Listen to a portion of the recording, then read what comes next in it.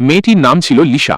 অনেক বছর পর পড়াশোনা শেষ করে নিজের দেশে আসলো। লিসাকে রিসিভ করতে তার ভাইয়ের আসার কথা, কিন্তু এখনও তার ভাই এয়ারপোর্টে এসে পৌঁছায়নি। আসলে লিসা তার পরিবারকে অনেক ভালোবাসে, তাই তার মা, বাবা, ভাই বোন সবার ছবি একটা খাতাতে আঁকে। কিছুক্ষণ পর দেখা যায় লিসার ভাই গাড়িতে করে আসছে। লিসার ভাই ছিল অরিজিন কোম্পানির সিইও। লিসার ভাইয়ের নাম ছিল ইয়াং। আসলে লিসা ও ইয়াং এর বাবা মা মারা যাওয়ার পর লিসা বাইরে পড়াশোনা করে, আর ইয়াং এদিকে বাবার বিজনেস সামলায়।